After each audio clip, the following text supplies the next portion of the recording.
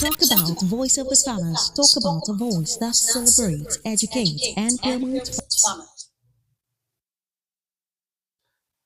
Hi everyone watching us out there. Good evening, good day, wherever you're watching this video from. My name is Garuba Fish Olumide. You know, when it comes to agriculture, when it comes to anything about voice of the farmer, that is where you're going to see Olumide, and that is why I want to welcome you once again to our live show today that we'll call Sustainable Saturday. Yes, today is Saturday,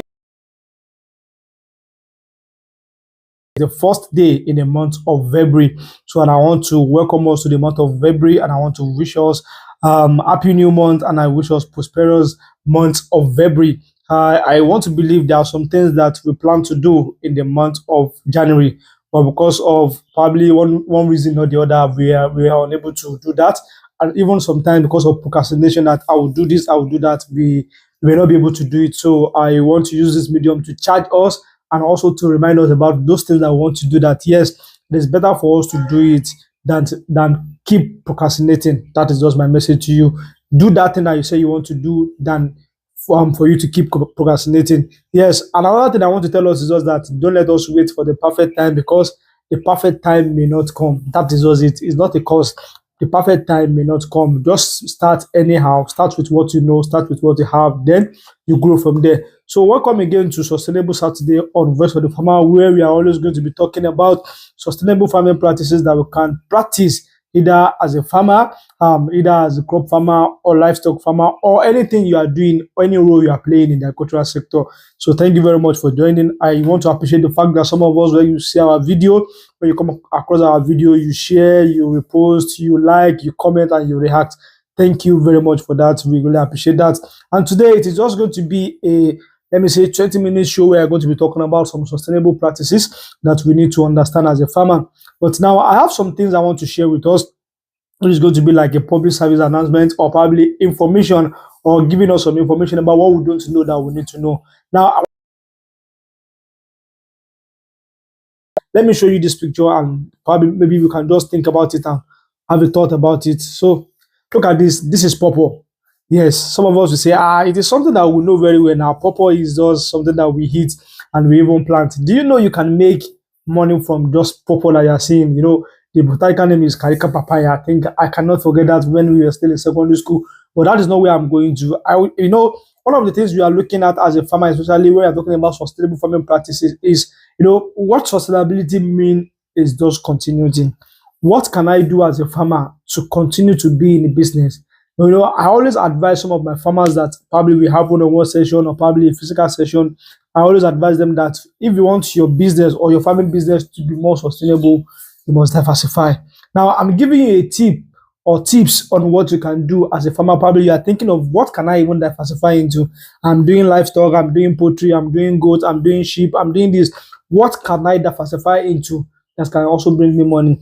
Sometimes what we don't even look into at all, probably what you don't think there's money on, or maybe there is money in. Let me put it in that way, that yes, probably maybe people don't even look into that aspect, and that is where we have money.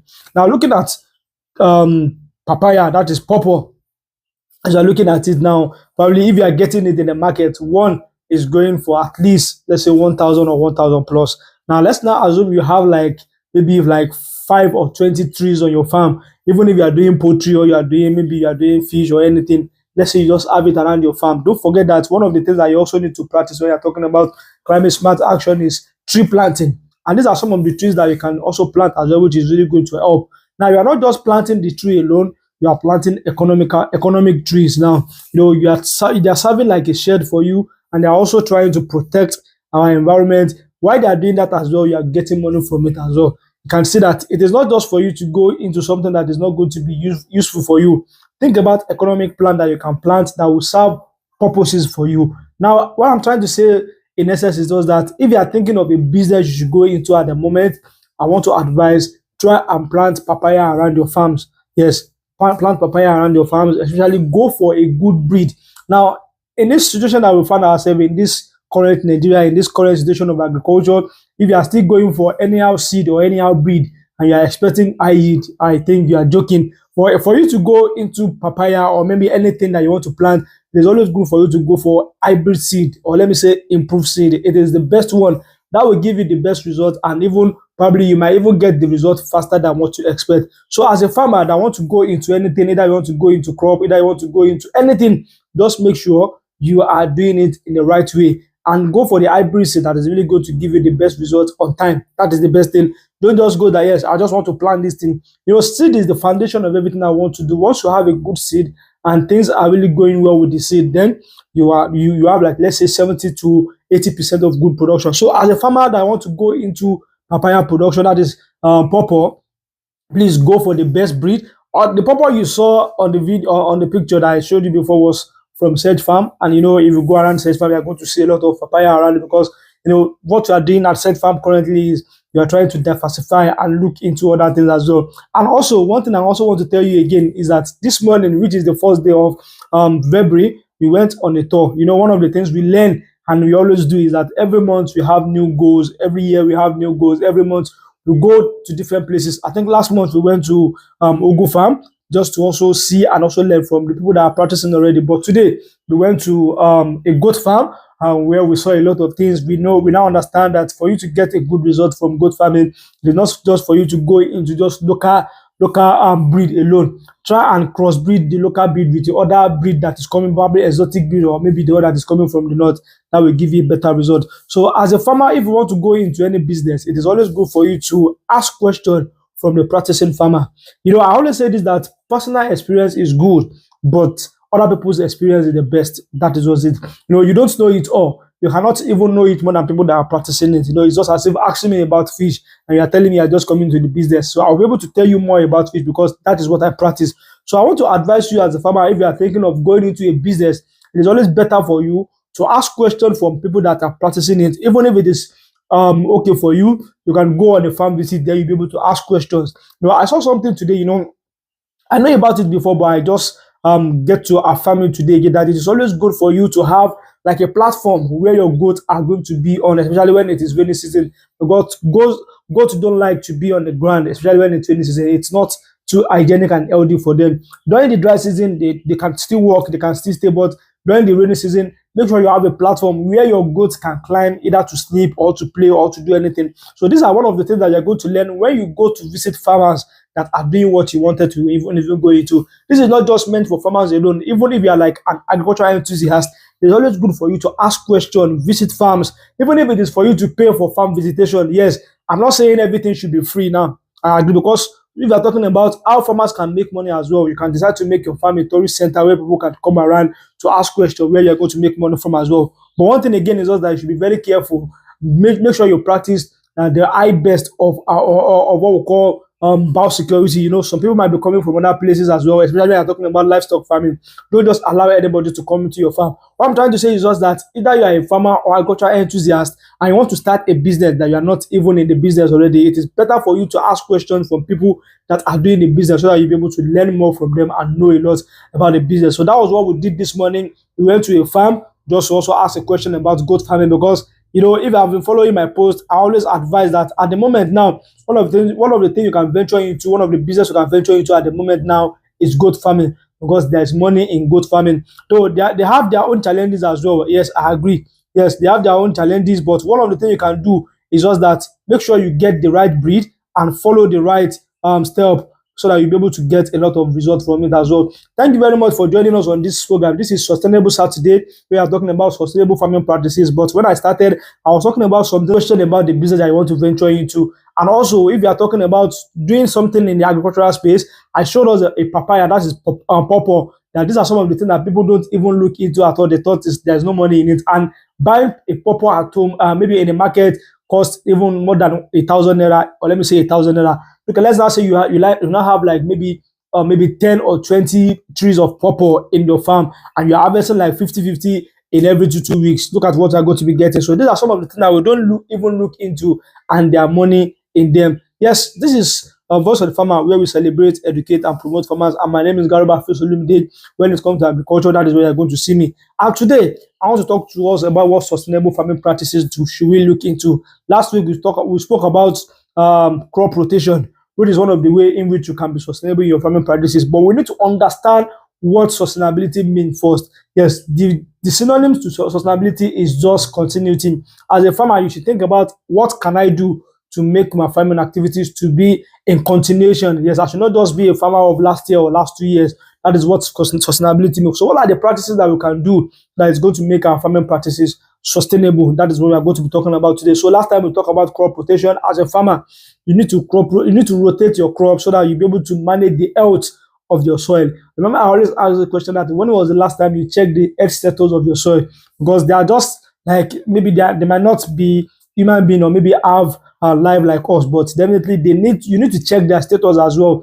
Do you still have that nutrient in the soil, the acidity level, the alkalinity level, the moisture content? These are things that you should not take note of as a farmer so that you not just continue planting on your soil without even know the health. This is what we call soil health management. These are one of the sustainable farming practices that we are going to be looking. Well, that is the question I want to ask. So either you are a vegetable farmer, you are maybe you are into legumes, you are into maybe tuber crops, you are into cash crops. How well do you check the health status of your of your soil? Because it is very very important. Remember, I said it last time that yes, we can plant without soil, but we cannot plant without water. But sometimes ago, even currently, people still use soil in a greenhouse. No, the future of agriculture is even people are doing it already now. Is greenhouse. That is, some people will even talk about hydroponics farming or something. That is the importance of technology now. Now, even in a greenhouse, it is not every time they use maybe cocoa peat or potting soil or maybe rice husk or something. Some people still make use of soil. That means we can't do without soil at all. Now, one of the questions is just that when was the last time you checked the earth status of that your soil? That is the question. We are talking about sustainable farming practices now, and it is very important for you to know the health of your soil so that you're able to get a very good result, you'll be able to get a better yield and better production from it. So as a farmer, if you are yet to check the health status of your farm or of your soil, I think I'm advising you now to go and do that now. It is very, very important. Yes, some of us are planning to go into wet season farming because some of us that doesn't have access to irrigation system. We might be thinking about how can I do this? Maybe I'm waiting for rain to start falling before I start farming. There's no bad thing in it, but you are trying to make planting seasonal, which is not too good. But I can't blame us. Probably the resources might not be available. But the question now is that as you are waiting for the planting season, that is the wet planting season, did you check the health status of your soil? Now, what do you need to do? Some people will take the sample of their soil and take it to farm. Even technology has made it easy for us. I think I had something that even with your phone, you can check the health status of your phone. But I think of your soil, there is a way they do it. Probably if I have that information, I can share with you. So technology has really advanced to the extent that within the comfort of your house, you can definitely check the health status of your soil. And also, there are so many people like Agro Optimizer. They can help you in checking the soil sample. What you just need to do is just get samples from different points of your soil of your farm. Then you send it to them, probably to the lab, or maybe they can give you a reagent to check what is the health status of your plant or of your soil. One of the things you need to check is the moisture content. It is very important. Your soil should not be hard or maybe be blocked. When your soil is blocked, probably you're not going to get a good result. So you check for the moisture content, the alkalinity level, the acidic level, the yield in it. Did I even have fertility? Like, is my soil fertile enough to give me what I want? We are talking about the micro and macro nutrients now. We have the nitrogen, phosphorus, and potassium. What are the quantity of this thing? You might not be able to know those things by just physical eyes. Probably you need to take your soil to the lab to know what is the content of this thing and what can I do, even in an organic way, to make sure that this nutrient that I need for my plant to grow, they are there adequately for you to get the result. So as a farmer, don't just say, yes, I want to just plant. Even some of us, I just laugh when I see some farmer that say, okay, I harvested cassava and I want to plant the cassava back. I'm not saying it's bad, but do you even know the status of that soil that you want to plant cassava? And when you are doing your second harvest, you might not get that result that you are expecting. So as a farmer, take note of your soil health, do what we call soil health management. Make sure you do it very well. The next thing I'm going to be talking about is water conservation. These are some of the farming practices that you need to also do as well. Water is very, very important. And now we need to conserve the water that we have. Even some people will go as far as having a bank for water. Even maybe they call it rain bank or water bank or anything, so that they'll be able to have access to water when water are not available, probably maybe during the dry season. So you can practice what we call water conservation. Either you have a tank that you reserve your water there, and when there is need for them, you go and use it. Don't just use your water anyhow. And also, you should also practice what we call reuse, the system of reusing the water. Now, farmers should please take note of the soil health. That is the sustainable farming practice I want to advise us on today. Soil health, and also conserve your water. Practice the act of reusing your water. Yes, there are some people in fish farming, we have recirculating system. Now the same water is what you recycle. They just pass through a filter that filter the dirt from the water, then you reuse it. So you can, in that method, you are trying to recycle and probably conserve your water. In crop farming as well, you can also use, restore, then you reuse them again. Then you can also reuse them again, because it's very important for us to think about water conservation. Now, what are we trying to say in this sustainable farming? Now, all these things, instead of you wasting, some of us that we are farmers, we don't really know, we don't understand that we waste a lot of our resources, and that is why some of our farming activities is not sustainable, and that is why we are not really making the money that we are supposed to make as a farmer. If you don't really manage your resources, that's what we call resource management. You may not be able to get more results, you may not be able to get more profit from it, because you have spent over what you are supposed to spend, and that is where record keeping comes in now. Because when you keep record, you'll be able to know what have I spent, how much have I invested in this farm, what is the amount of gain I'm going to get at the end of the planting season. So as a farmer, please let us learn on how to conserve our water, and also think about how to reduce your cost of production without compromising. Get that right.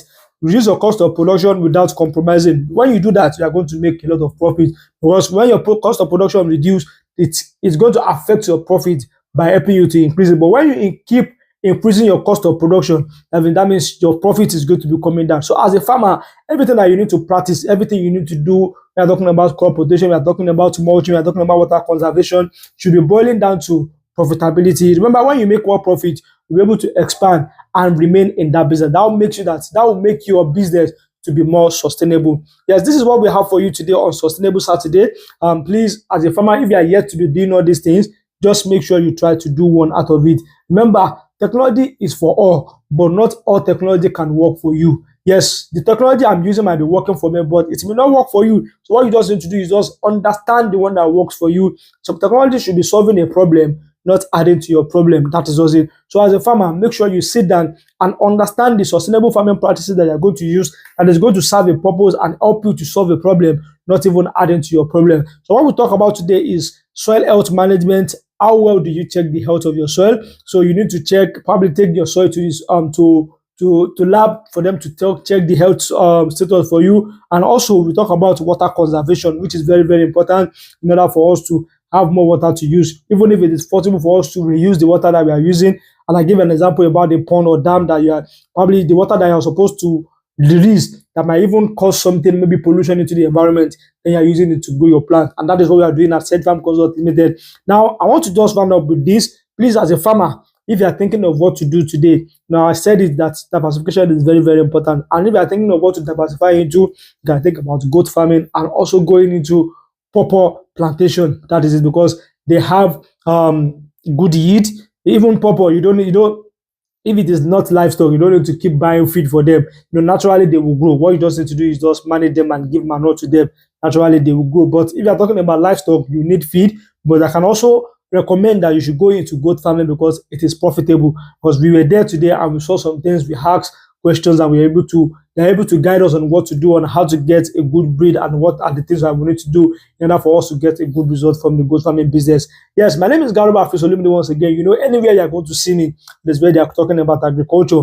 Yes, I am farmers advocate for farmers, and at least also try to send message out there to people for them to know that farmers are really doing a lot of things. Before you get that food on your table, farmers have gone through a lot of stress. Now, I want to also use this medium again to say a very big thank you to Lagos State government for the initiative they just launched out with its own vehicle for our farmers. That is a subsidized rate of getting our feed. And now, I said something yesterday which I said it is 3 mm and 3 mm, but now it is 3 mm and 4 mm. That's just for me to correct myself. 3 mm and 4 mm for our fish farmers, and also layer mash for the poultry farmers, and also fertilizer as well, and maybe tractorization too. So we are saying a very big thank you to you, because I always say something which is like a slogan of my slogan, that's appreciation is an application for more. So we are saying a very big thank you to you, and we are asking for more. We are just like Oliver Twist. So we are saying a very big thank you for what you are doing. 25% is something, at least is really going to go a long way. And so we are saying a very big thank you to you. So all farmers, on behalf of all farmers, I'm saying Thank you to Lagos State government, and I want to believe other states will also emulate this and also replicate this in their state as well. Till I come your way next time, I want to believe you've been able to learn one or two things from this video. Probably you'll come across it later. We talk about sustainable farming practices, where we talk about soil health management and also water conservation. Till I come your way next time, my name is Gariba Fish. Once again, I say bye bye and God bless.